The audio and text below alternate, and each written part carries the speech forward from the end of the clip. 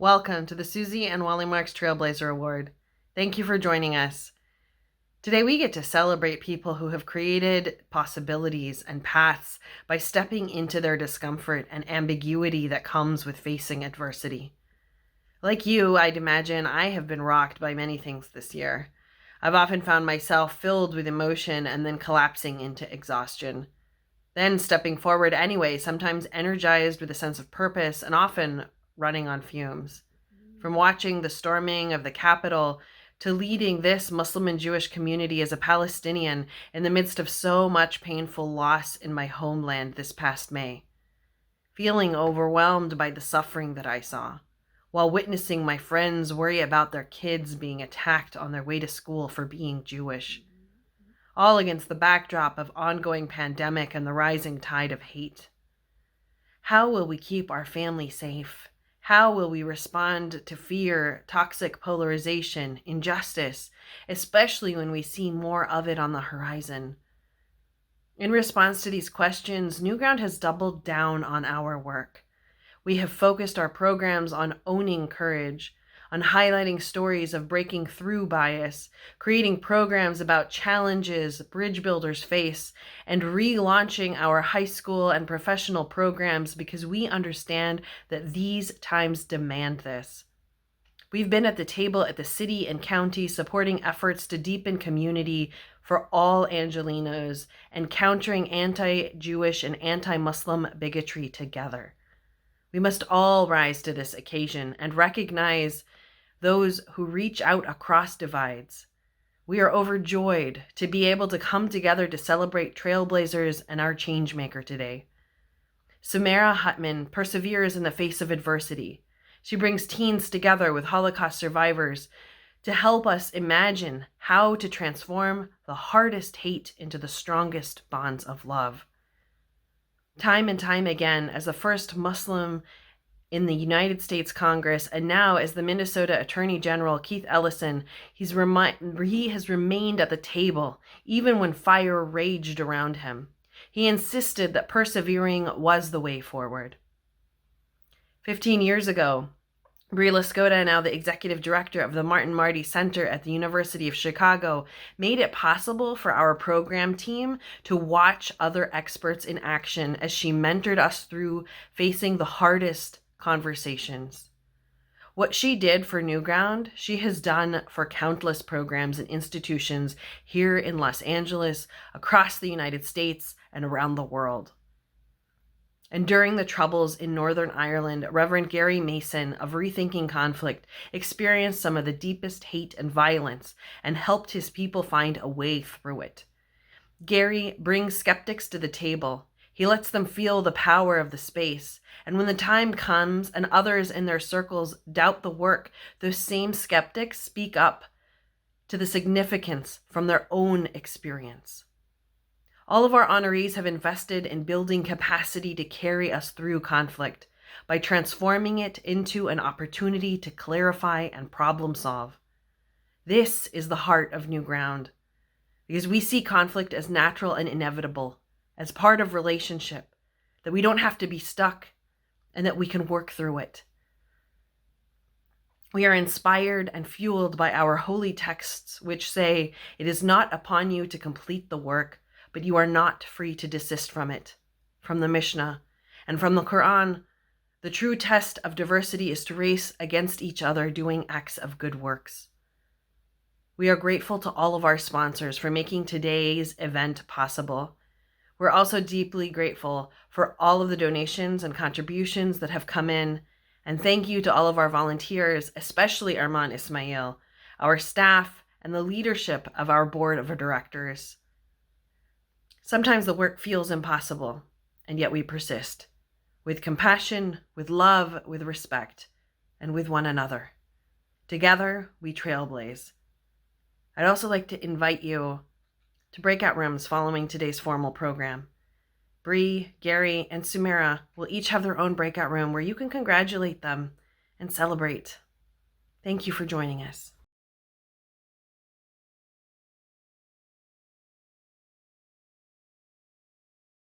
NewGround has many members that influence one another. I've been blessed to have an amazing relationship with one of those influential people, Sam Hutman, after becoming a part of Magic. Her partnership with my fellow magicians told the story of a Muslim-Jewish friendship during the Holocaust. She showed us how much we could learn from the collaborative process and how much more could be learned once our film went out in the world. After Magic, I wanted to continue learning from her and joined the Righteous Conversations project, where she connects Holocaust survivors and teens. Her ways of uniting people with different stories made me reflect on my own story and learn about my country's relationship with the Holocaust and its minorities. From Struma, the ship carrying Holocaust survivors that sunk off the coast of Turkey, to the vibrant culture of Sephardic Jews, I got to face history in many meaningful ways and discover what I could do with it.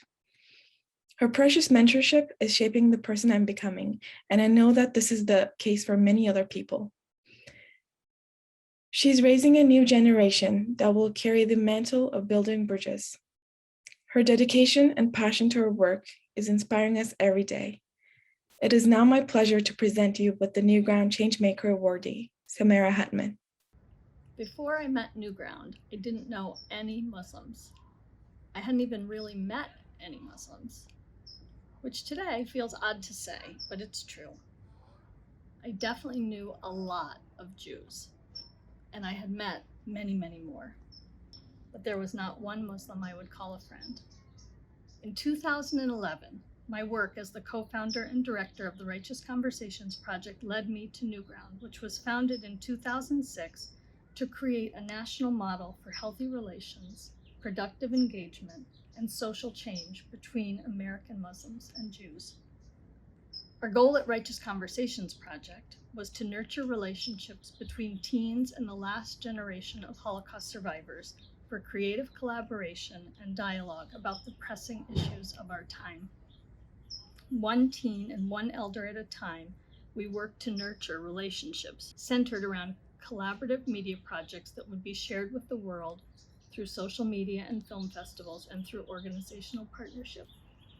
It is not hyperbole to say that NewGround has provided the kind of partnership we could only have hoped for in our most ambitious dreams. The Righteous Conversations Project and NewGround have nurtured overlapping communities in our maker and youth leadership circles, which have allowed each of us to grow our impact. We have created media that has traveled the world and been honored in film festivals nationally and internationally, and even taken our students down the red carpet at the Cannes Film Festival in France. I've had the privilege of participating in several cohorts that have left an indelible imprint on me. I was part of the 2018 Changemaker Fellowship, which played out in the year of Me Too, where our project coalesced around an anthology of stories written by cohort members who were sexually exploited, harassed, or assaulted. We were disquieted to acknowledge how many of us were speaking about it for the first time. We created an interfaith healing workshop and ritual at Wilshire Boulevard Temple for the community, and I am grateful for the chance to herald that work here with you today. This year, I had the privilege to join the Courage Accelerator Fellowship, which was a cohort of Changemaker alum who yearned to go deeper into recognizing and healing the biases in our own communities around race, Blackness, and whiteness.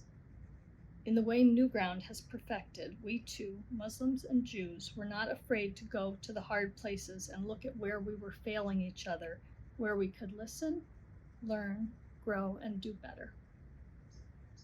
In the course of our fellowship year, a war erupted in Israel, and NewGround was there to create spaces where we could gather virtually to work through the questions and cognitive dissonance we were feeling about the real-time experience of our family, friends, and fellow Muslims and Jews in Israel and in Palestine. There will be no peace possible until each of us with a stake in the future of Israel-Palestine is better educated about the lived experience and human stories and complexities on both sides of the conflict. Until then, there will continue to be harm and brutality in the lives of innocents. This is the work that NewGround is built to scaffold. This is the work that I have been deeply, deeply proud and grateful to be part of and an enthusiastic supporter of for almost a decade. In 2018, Righteous Conversations Project partnered with NewGround magicians to tell the story of Abdul Hussein Sardari, the Iranian Muslim ambassador to Paris during the Holocaust. His friendship with a Jewish merchant named Ibrahim Maradi created the support, sustenance, and catalyst required to lobby the Nazis with a bogus argument that ended up saving the lives of over 2,000 Jews. It is poignant to note that just this week, Ibrahim Maradi's son Claude Maradi died in Los Angeles. I'm so grateful we were able to screen this film for Claude last year. He was so proud of his father and the role that he played to save human life. Amazingly, Claude's dad did not share this story with Claude during his childhood. Like so many of the stories we uncovered in We Too and in our interfaith dialogues at NewGround, there's so much that can be lost when histories are forgotten, put aside, or buried, and where no healing paths are offered. This invitation to truth, to story, to listen and be heard is the value proposition of NewGround. Now in 2021, after a challenging couple of years, I can affectionately and proudly say, I know too many Muslims, just like I know too many Jews. Too many to spend the time I would like to spend. A beautiful, rich, rewarding abundance of Muslim friends. The number too many is a privilege because it means I'm not in the one of my best friends is Muslim camp. I'm in the so many of my best friends are Muslim camp. Some Shia, some Sunni, and all with the delicate varieties and colors and nuances and shadings and genders and gender orientations and gender identities and political persuasions of the Muslim rainbow. Because of Hadab Tarifi, I have a Palestinian friend who's the first woman to lead the Islamic Center of Southern California and the Muslim Public Affairs Council, and someone who models a dignity and a respect for people and the planet that has inspired me in its purity. Because of Rami El-Atrebi, I have a friend who is a gorgeously creative and talented gay Muslim man, out and proud and devout with all the complexity that creates and with all the ways he inspires all of us to move cultural and societal needles. Because of Kulsum Cesar, because of Adnan, because of Samer, because of Mohammed, because of Hada, because of Fakrul, because of Soraya, because of Sarah. I could keep going, but I'd have you here way past bedtime in New York and in LA. To Susie Marks and her husband of blessed memory, Wally, thank you for the extraordinary founding vision and enduring stewardship. To each of you here today who are durable NewGround supporters, thank you for what you have co-created and continue to build upon each day. For those of you who are new to this work, we invite you to join us in the many ways that are possible, through your support and engagement, and by adding your voice and your story to our growing community. We will build together a more humane and compassionate world, one relationship at a time.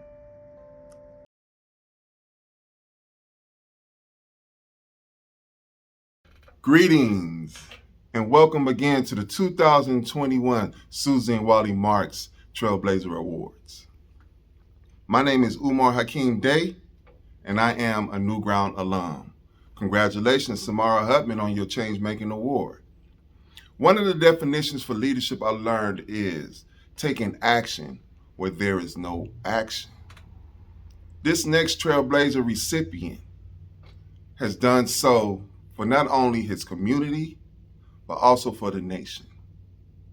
I would like to welcome Attorney General Keith Ellison of Minnesota to accept this Trailblazer Award. Please show your excitement and welcome him in the chat. Thank you.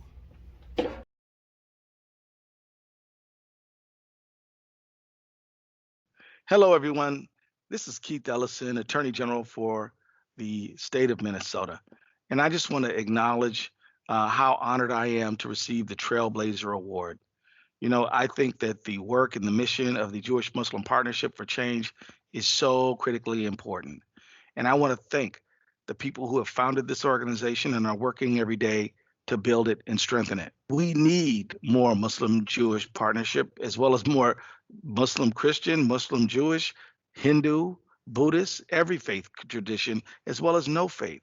We need to build a stronger, more durable society in which we recognize our commonality, the things that we share, which are so much more vast than any differences that we might be able to identify.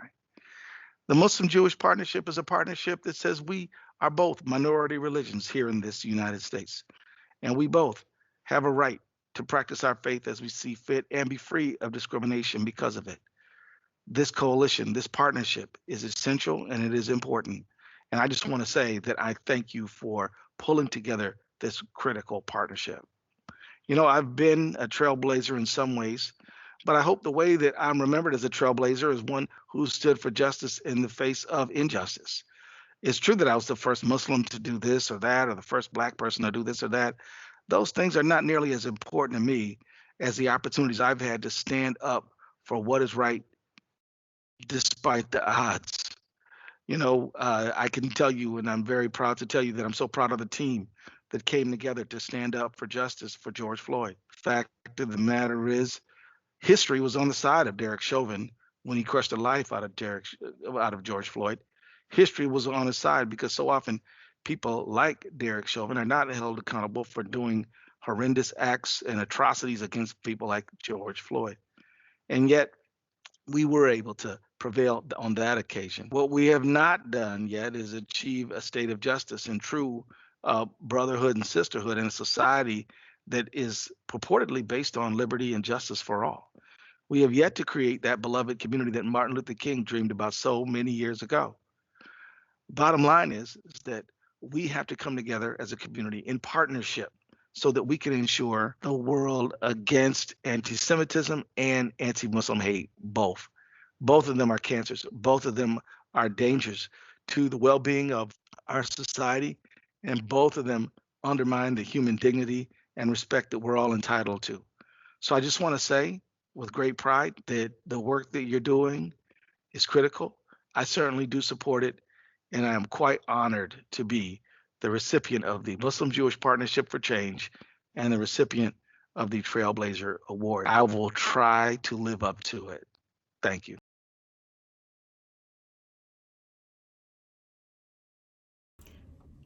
Assalamu alaikum, shalom, and greetings of peace. It's an honor to be with you as we recognize and celebrate this year's Trailblazers and recognize the work of NewGround. The original song I'm performing for you today is called Born to be a Fighter, and it was inspired by those who, throughout history, have led the way with their fearlessness and their determination to inspire hope and change in society. And what better way and place for this song than here today? So please join me as we celebrate with song. This is my gift to you, called Born to be a Fighter. Another moonless sky, I rise before the light, chase down a better life, I claim power, block out the words of doubt, keep them from getting loud, dare you to stop me now, I claim the power, so watch me break through every wall, see it crumble down, you won't ever see me fall, no, no, no, no.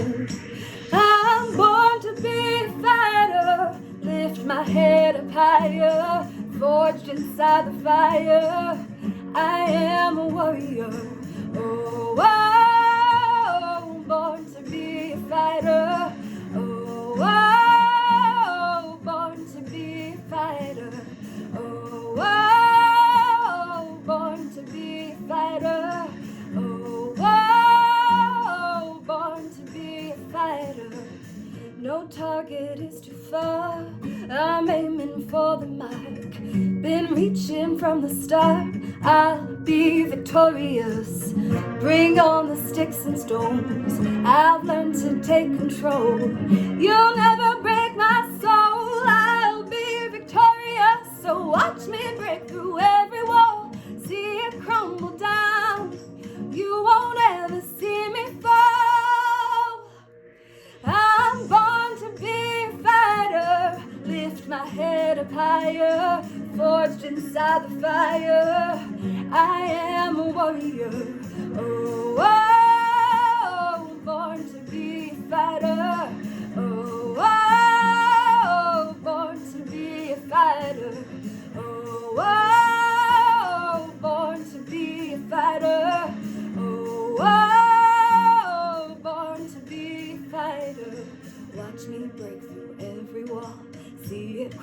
down. You won't ever see me fall. No, no, no, no.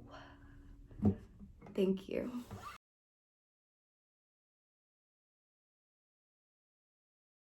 Thank you so much, Naima, for your uplifting and powerful song. That was really beautiful.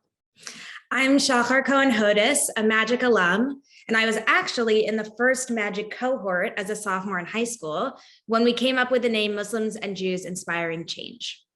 My Magic year was a truly transformative time for me as a young person, figuring out what it meant for me to be Jewish and what it could look like when people truly came together across difference. Over the last summer, I had the privilege of speaking to dozens of our alumni. Time and time again, they shared the impact that Magic had on them. They better understood their Muslim or Jewish identities. They learned more about one another and themselves. They created lifelong friendships, had the tools to navigate challenging situations on college campuses and high school campuses. And some have been so inspired that they studied or now work in conflict resolution and interfaith relations. Seeing the growth of this program from its beginning, it's so clear to me how important the work of NewGround is. We're giving students, leaders, and community members the opportunity to really lean into discomfort and build relationships that can help us navigate the most challenging situations. We have a generous matching grant from two of our board members, Nuria Shabir and Paula Litt. They understand the power that NewGround has to bridge divides, which is extremely crucial right now. They're challenging our community to step up to the plate and make this happen together. Any Trailblazer, new, or increased end-of-year donations up to $20,000 will help us meet this goal together. I hope you'll consider giving.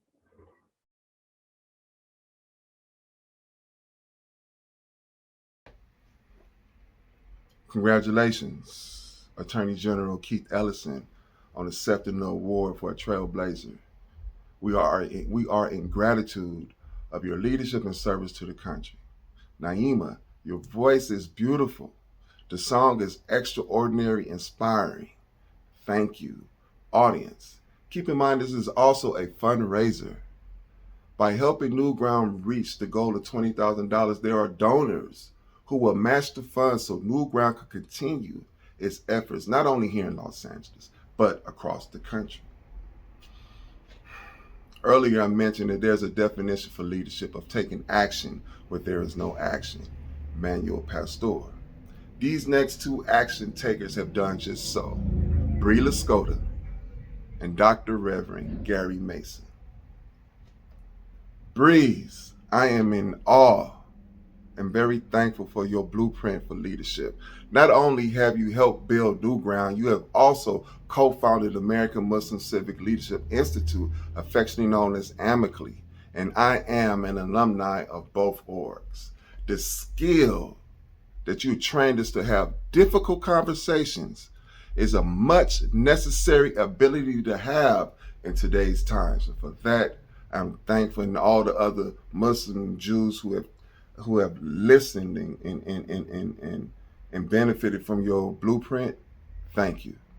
Dr. Reverend Gary Mason, you have utilized your advisory to NewGround. You have utilized your will and ability and location to host transforming conversations between opposition. And for that, we are thankful. So in the chat, help me welcome. Oh, keep in mind, this is in Los Angeles, Minnesota, Chicago, and now in Ireland. This is the first time the Trailblazer Award have went viral, international in these countries. So let's make some noise in the chat to welcome Executive Director Bree Lascota of the Martin Marty Center in Chicago and Dr. Reverend Gary Mason of Rethinking Conflict. Make some noise. Thank you very much.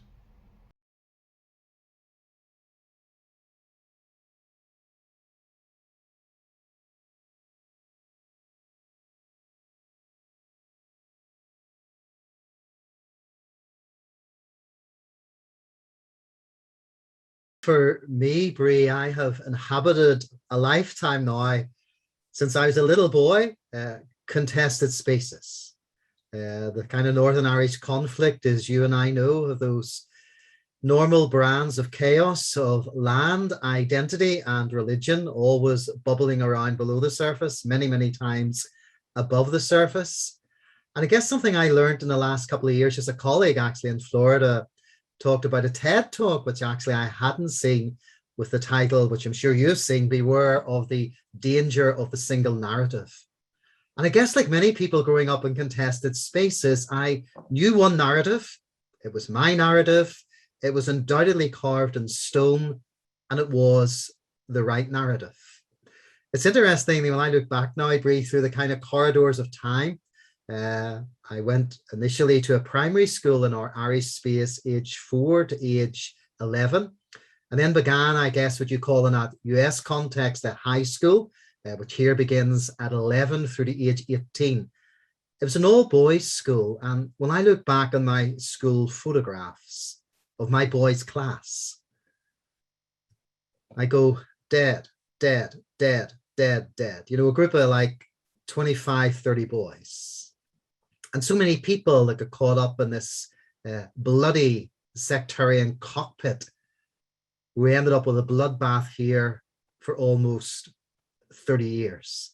And I mean, Northern Ireland's a very tiny space. I mean, I'm conscious I'm speaking into United States with a population of 330 million plus. I mean, during the conflict when I was growing up, I mean, the population was 1.5 million. But over those 30 years, you know, we had 30,000 people went through our penal system, 36,000 shooting incidents, 16,000 bombings, and almost 4,000 dead.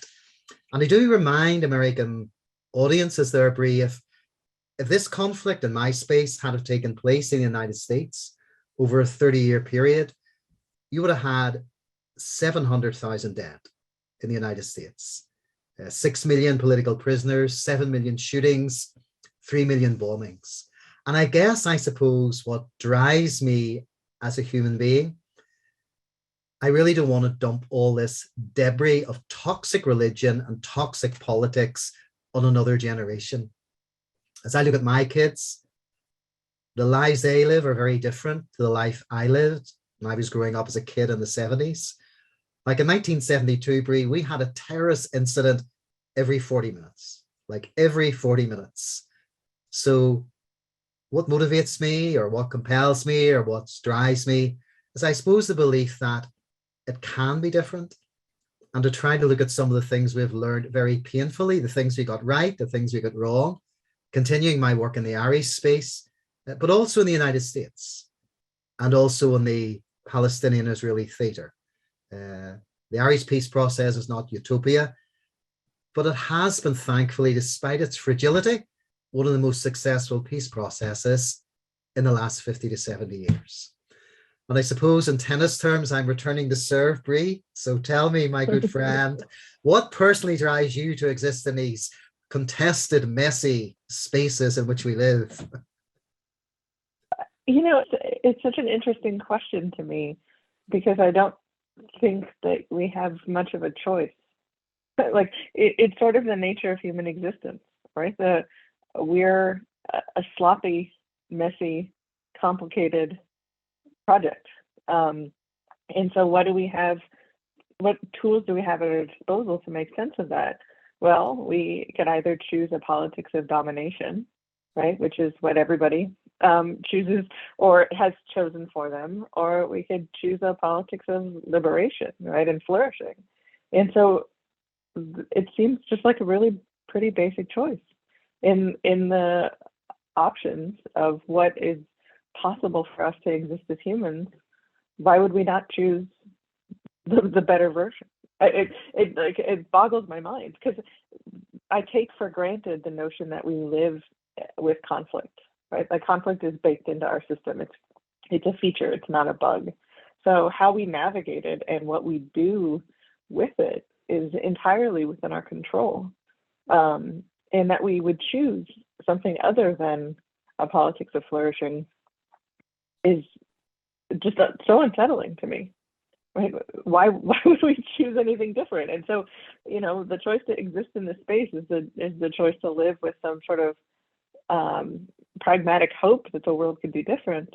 or they'll just give into some sort of despair that the cycles of violence that have plagued us forever are inevitable. And I just don't think they are. I think our differences are inevitable, but I don't think the violence that comes with them is. And so if we could, in a sort of prefigurative way, begin to act as if we have inherited a better world, then maybe we'll make it along in the process. And so I think I, over the course of my life, have developed a sense of hyper agency as a response to what is some very difficult circumstances. And that sense of agency, to me, is how you move forward. It makes it possible to feel as though, while everything is not within your control, there are many things that are within your control, including how you respond. Right? Sartre says, freedom is what you do with what's been done to you. And I've always taken great solace in that no matter what the circumstances are, that freedom is your response. And so I think anybody can have a choice to choose a response that is more uplifting, right? That drags us further in the direction of what we want to be, rather than pulls us, much further into the direction of what we are. And so I just really, I just can't imagine. I can't imagine living in a world full of people who don't think that we have more potential than what is in front of us right now. Like, that would lead me to great despair. And so I think being in conversation with you, being in a part of things like NewGround, remind me of the enormous potential and possibility in the face of really overwhelming circumstances. And that, to me, is, there is no choice but to live there, because that's the only place that you can sustain yourself. But as you've looked back on some of the more difficult things that you have had to endure, Gary, what have been some of the most challenging moments for you to navigate this path? Yeah, interestingly, Brie, you think my natural answer would be when the conflict was on. But interestingly, cementing the peace has been so difficult. George Mitchell, who many of your listeners will know tonight, the American Democratic Senator from Maine, was the chairperson for what became known as the Good Friday Agreement, which was our peace agreement signed on April the 10th, 1998. And I don't think it was a throwaway comment by George Mitchell, Brie, but when eventually the signatures were done, he said to those gathered in the room, if you think getting this agreement was difficult, implementing it will be even more difficult. And as I talked to you, 23 years plus after that momentous event, maintaining and bedding down the peace with the debris of this place. I mean, one historian talks about the sores of Irish history. And even though some of them are healing, I mean, probably when you and I were a lot younger and we fell off our bike and you scuffed your leg and the sore was there, you had the tendency to pick at it. Oh, I want to get this healed really, really quickly. And if I pick off this scab, I know definitively it's going to get better. I mean, even in our British Irish space, we still have the tendency to want to pick that scab. And so bedding down that peace has been so difficult. The release of prisoners was difficult. The reform of policing was difficult. Weapons decommissioning was difficult. And even after the signing of the Good Friday Agreement, I mean, I ended up negotiating 3 internal feuds with non-state actors where there was bloodshed. And you assumed that once the Good Friday Agreement was signed, utopia was going to come, and realizing that it hasn't come. So we have this kind of phrase in Ireland where we say, peace comes dropping slowly. And I guess just maintaining relationships. Brexit, to use Star Wars language, was a disturbance in the force. None of us saw that coming. And the aftermath of that has been very, very difficult. It has polarized people. It has made identity stronger, when the whole concept of the Good Friday Agreement was to reduce that concept of ethno-nationalistic identity. I often say, look, there's nothing wrong in identity in itself.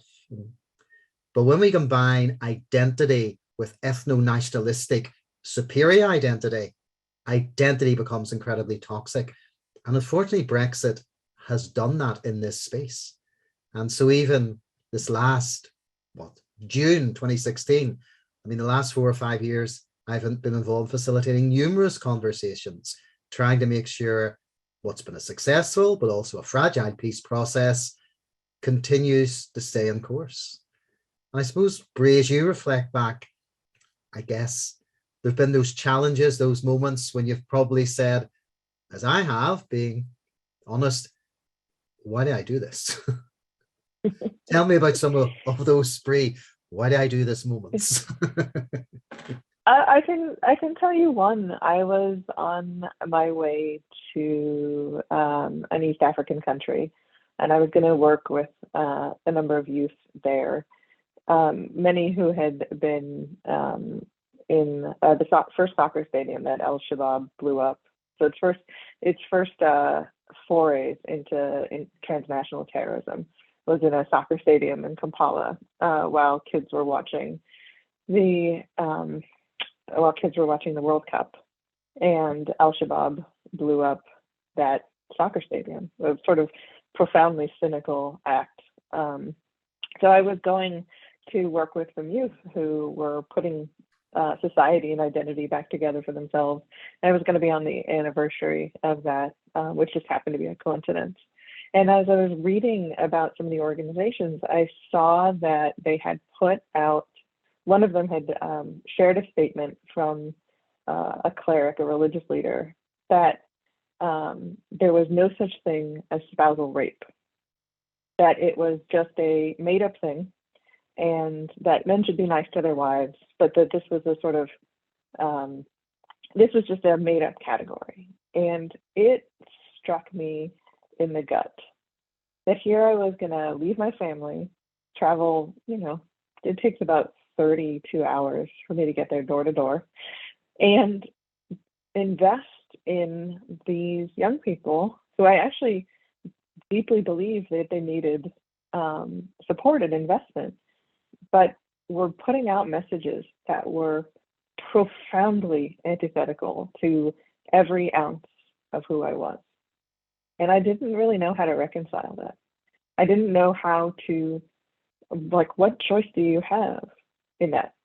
Do I say, okay, I'm going to do this, but I'm going to pocket my concerns about the fact that you're advocating for, in my opinion, sexual violence against women? Or do I confront them about it? Or do I just say, I can't do this because this is a bridge too far? And I really wrestled and struggled with it. And I had a friend who was part of this group, this woman who's a great peacemaker named Manal Omar. And I said, Manal, I don't know what I can do in the face of this, because it's not just a difference of opinion. This is a profoundly different way to understand what's happening in the world and what is right and good and what is not. And she said, if you don't talk to them about it, who will? And I thought, oh, damn it. That was not the answer that I wanted. I wanted something else. I wanted permission to not engage with it. And I thought, oh, how fantastic to be confronted with my own hypocrisy and discomfort, right? I didn't think there was a way through this. And I just thought, there's my limit. I've reached my limit, and that's what it is. And so I ended up actually having a conversation with them and talking with them about it. And, they came to understand my perspective. Now, I don't know if I feel okay about this whole thing, because in the end, they understood what I was saying and, removed the posts and were apologetic. So I don't know if I feel good about it because my side was victorious or not, right? Or if I just, but so I don't know how, even to this day, how that fits. But I do know that when Manal said to me, if you don't do this, who will? That was something I had never had to deeply reconcile as much as I did in that moment. And I think it gave me a lot more empathy, for what it's like to not just have, these are not differences of opinion. these are differences of existence and humanity and dignity. And that is it's not an easy thing that we ask people to reconcile. So I think that was one of the harder, I mean, it's just a small instance, but it was something that profoundly shook me, because I realized how deep the stakes were in all of this. And so it makes it hard for when people have retracted into different sides to engage with them. It was hard for me, but Gary, you've spent your life figuring out how to get people to engage, especially when they've kind of calcified into different sides. So how do you do that? And who do you engage when the sides are so polarized and calcifying? Yeah. It's interesting, Bree, way back, I guess. I mean, I was ordained in the Christian ministry way back in May 1987, which is a lifetime ago now in many ways. But just a few years after that, I was asked to do some work in South Africa with this bridge building encounter. It was September 1991. I was very young. And I picked up this quote from a South African academic. And I mean, I've kind of tattooed it on my skull, I guess, ever since, where he says, reconciliation is no cheap matter. It does not come about by simply papering over deep-seated differences. Reconciliation presupposes confrontation. I think I'd like to say in there, managed confrontation. But without that, we do not get reconciliation, but merely a temporary glossing over of differences. He kind of suggests the running sores of society cannot be healed with the use of a sticking plaster or a band-aid. Reconciliation presupposes an operation, a cutting to the very bone without anesthesia. And the reason for that is because the infection is not just on the surface. I mean, as he suggests in the South African context, the abscess of hate, mistrust, fear between black and white, nation and nation has to be sliced open. So these things are painful. And I think in your space in the United States, in my space, people don't want to talk about our historical debris and our historical baggage. It's almost, can people not just get over it? The answer is no. I mean, it's a bit like saying to people when they do say that to me, have you ever experienced anyone who's a recovering alcoholic? And invariably, most people say, of course, Gary, of course. And do you ever say to them, can you not just get over it? And automatically say, no, of course, they're scarred. I say, well, the trauma of US history, the trauma of history in the Middle East, the trauma of European history, I guess, Bree, the trauma of human history is we're all traumatized in so many different ways. And I think just drawing alongside people, there's a quotation there there's a New York journalist, it goes something like this. He says, in other words, to disagree well, you must understand well. You have to read deeply, he suggests, listen carefully, watch closely. You need to grant your adversary, he suggests, moral respect. Give him the intellectual benefit of doubt. Have sympathy for their motives and participate emphatically with his line of reasoning. And you need to allow for the possibility that you might yet be persuaded of what he has to say. So I try to go into these contested spaces while not necessarily agreeing with a narrative, but trying to understand what shaped this person as a human being. And I suppose, as I look back at my context, there were 30,000 people went through our penal system. Many men of my generation, and some women too. But sociologists tell me categorically, if they had been born in LA, Vancouver, Berlin, Rio de Janeiro, Paris, 90% of them never would have been in prison.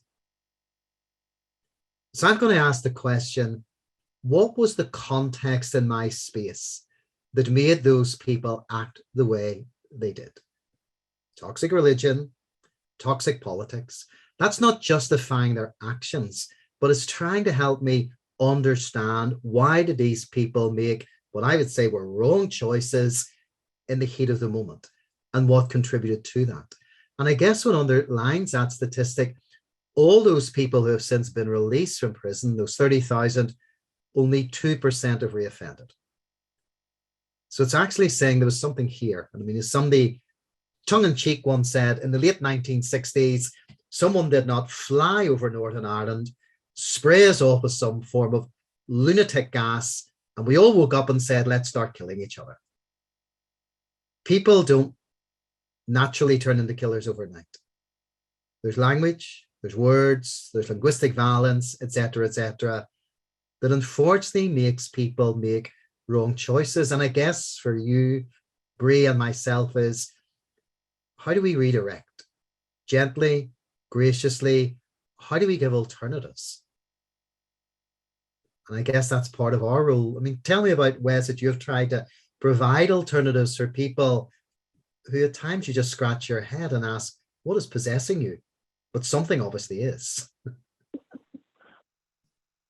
You know, I often think that people's worlds make sense to them, even if they don't make sense to anyone else.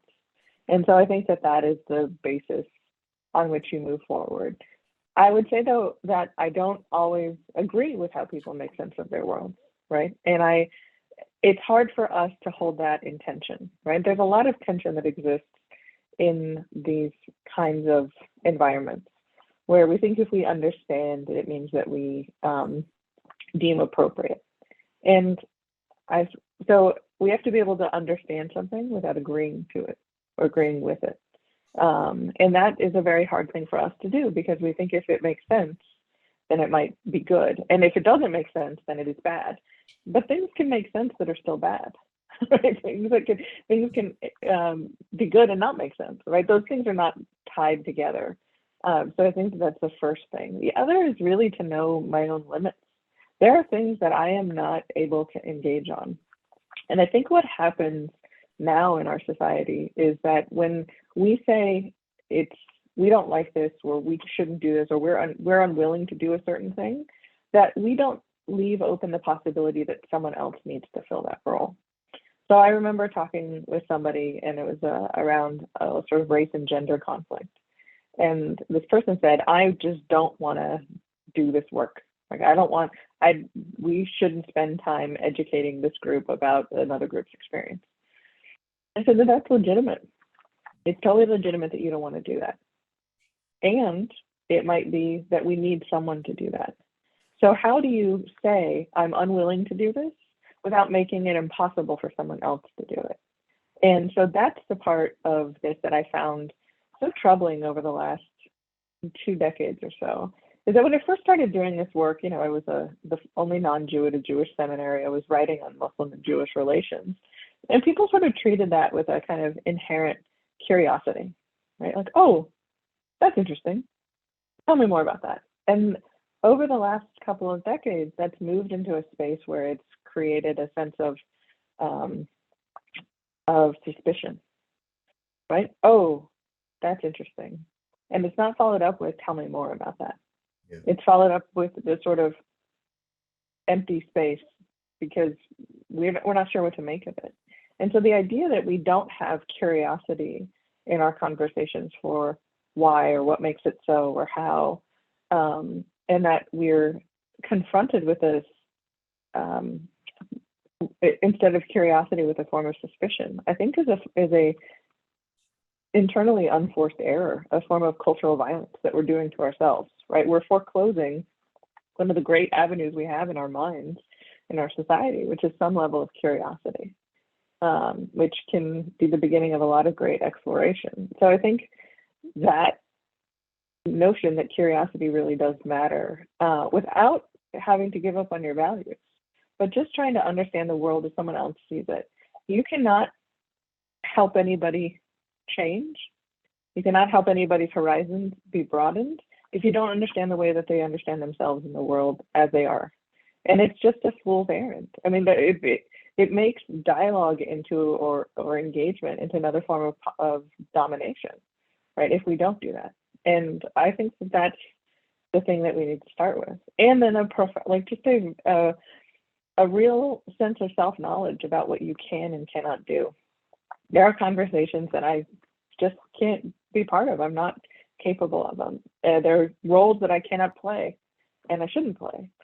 And so you have to have at least some notion of your own limitations, and then also keep open the possibility that there are other people out there in the world who are not limited in the ways that you are, and that they have a role to play.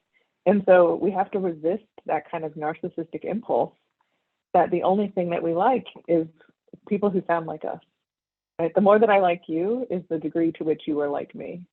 And that runs really counter to what is a fundamental truth of our existence, which is that we're different. You and I are different. We have different skills. We have different perspectives.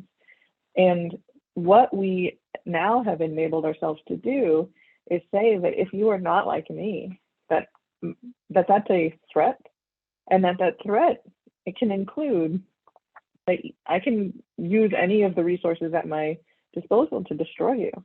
And that can be on very small. What I find so remarkable right now is that is on really small, ultimately, political differences of tactic rather than goal, that we will see that those as such existential threats that destruction of the other person, right, in whatever ways that means, but metaphorical or actual, is on the table, right? That's how shallow our ethical mandates are for how we treat each other. And so I think that creates a lot of difficulty with how we engage, because we're not just engaging to reach across a divide on one side. We also have to reach back into our own groups that are saying that reaching across the divide is a problem and that you need to be pulled further in a direction. And so the stressors are on both sides of that. And so I don't really know where that leaves us when we're trying to build across these kinds of divides, that there is so much skepticism and there's so much resistance. Do you find ways that you can keep building in the midst of this, what seems like an increasingly toxic environment, to do this work? It's funny, Brand Stevenson, who many people know, the kind of author of Just Mercy and the movie there as well, he had a great quotation there, Brie, in one of his TED Talks where he says, when we get close, we hear things that can't be heard from afar. We see things that can't be seen. And sometimes that makes the difference, he suggests, between acting justly and unjustly. And a lot of my work has been bringing people together whose political narratives are very, very different, who see their constitutional futures as very, very different, but just creating what we call listening circles or spaces for understanding. So I'm saying to people, I'm not asking you to agree. I'm just asking you to try to understand. And I mean, Goskal, the academic, says quite categorically that he still believes that storytelling, and he even suggests that science has proven that storytelling is one of the most powerful mechanisms for bringing about change. And interestingly, the way I sort of illustrate that is kind of rewinding the DVD in all our listeners' lives and in our lives. Yours doesn't have to go back as far as mine, but, visualizing we were kids and you were kind of sitting in your pajamas and your mom or dad or grandparents or aunt or uncle came to your bedside and your head was on the pillow, and Brie, they said 4 magic words: once upon a time. And I know your eyes lit up and my eyes lit up because I wanted to hear the once upon a time story. So I guess I said over the years, a lot of my work has been creating once upon a time moments. And then just asking people, if you had have experienced or been shaped by this narrative, even though you profoundly disagree with it, can you tell me what choices you may or may not have made? It's just trying to create that humanizing, as Abraham Joshua Shell, one of your own great religious leaders, said, dehumanization precedes genocide. It's trying to create spaces to humanize the other. One of his other great quotations was, it was words, not machines, that created Auschwitz. And so as I look at your space at the moment, to quote another Jewish academic who sadly died 9 months ago, Jonathan Sachs, where Sachs uses this phrase, linguistic violence. And I look at the US at the moment. I look at my space in relation to the Brexit and border polls and Northern Ireland protocols and sea borders. I look at spaces in Europe. And linguistic violence seems to be politically at an all-time high. And then we wonder why people on the ground are reacting in very adversarial ways when they disagree. I mean, as you look at your own space there, as you look at the skeptics, resistance, why are you doing this? I just want to stay with my own tribe, Bree. Leave me alone. I shop here. I worship here. I really don't want anything to do with the other. I mean, as you look at the US, I mean, what in your work, let alone globally, how do you bring these competing narratives even into the same room? Yeah, it's. I think it's a task bigger than myself, in every way. I don't know that you start with the skeptics. Yeah. Right? There's a lot right now of people will say that if it's not good for everything, then it's good for nothing, right? That if it doesn't solve every problem, then it's not good at all. And I think that that is a form of self-limitation. And so people will say, oh, you're just preaching to the choir. And it's like, no, the choir's having choir practice. Yeah. That's how you get a good choir. And so the notion that we have to do the hardest work first and only is, I think, a real problem. I think we need to give people places where they feel safe and comfortable, that there is psychological and relational and material safety to understand who they are before they start to understand who another group is. And so I'm not sure that the only work, or even the most important work, is to bridge some of these strong divides. I think a lot of the work is the internal work to get us back into the practice of what it means to exist with each other, and to be able to contain some differences. Some differences that, the problem with talking about things like rhetorical violence is that we don't actually have a good lens for discerning what is violence and what is difference.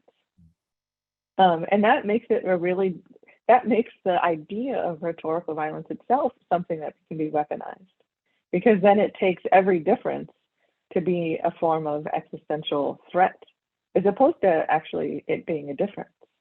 And so it makes it even, and on one hand, it's a really useful tool of understanding how you go from dehumanization and degradation to getting to, political violence, to getting to things as extreme as genocide. And in another, it can also become a catch-all for the way that we refuse to navigate or hold any differences that don't have our words reflected back at us. And so that's where I think we've got a lot of work to do. But I think that before we reach out, we have to look within, and that there's a lot of individual and intra-group work that needs to happen so that people can be a good partner in conflict. Right? You only make peace with your enemies. You don't make peace with your friends. You just exist with your friends. And so the notion that somehow all of the preconditions that need to be met, basically the preconditions for any conflict right now that need to be met before negotiation are, you have to agree with me. Like, that might be an outcome, but that is never a precondition. Right? It's never a precondition that you sit down and decide that you're the same before you negotiate some sort of agreement. Like, a negotiation is a tool to navigate profound differences, right? And everybody wins and everybody loses in that process. But hopefully it's sustainable enough that people can move forward, and they can put a larger picture into place. But I just think it's really remarkable that now we've mistaken the outcomes for preconditions. And in effect, we've made it impossible to sit down with anybody who's different than us, because the mere act of sitting down is seen as a form of political violence or betrayal. And that makes it very difficult. I mean, I'm not saying anything that you don't know, Gary. You know those firsthand. But it provokes rage from people, a rage of betrayal, and that that happens across a variety of big and small, symbolic and real political issues. We see rage happening right now across the United States. There was just an anti-vaccine mandate protest on the corner around from my house. So what do we do with that sense of simmering rage that's boiling over into all of these issues that make them almost entirely innavigable? Yeah. And sometimes asking what people's fears actually are. And I've often thought, Brie, and all this here, and I think you've rightly said, my discipline or your discipline academically does not have a totality on this. And I've often tried to say, I think in these things for peace building, reconciliation, conflict transformation, we need a kind of multidisciplinary approach to this. I remember a number of years ago, I was asked to go to a kind of conversation over 5 days in Jerusalem. And it was being put together by two very skilled lawyers, one from the Hebrew University, one from a leading university in London. My background's in psychology, theology, negotiation, conflict transformation. So law is not my world. And I was really concerned that this was the kind of ethos of this was going to be dominated by law. But they were clever. I mean, they had theologians in the room, historians, philosophers, psychologists, wide range of people. And that's what made that so different. And I remember a colleague of mine once saying that, the law cannot heal.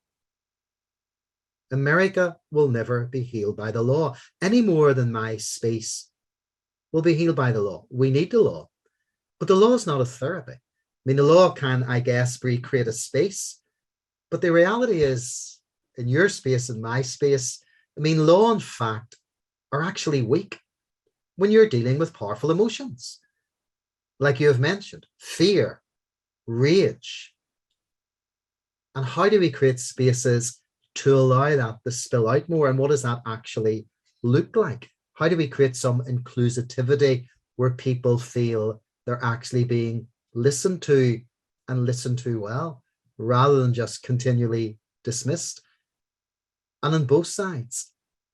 And, I know in my times, speaking in the United States, in different spaces, people have said, don't mention Biden or Trump in this space at all.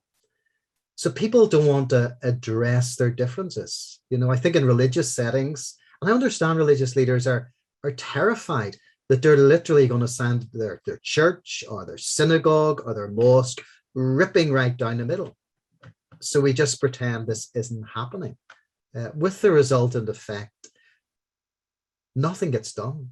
And I often say, Brie, as I look at my life and your life too, most of my relationships work. I mean, my marriage, if I use that as an example, my marriage works because it's based on compromise, not domination.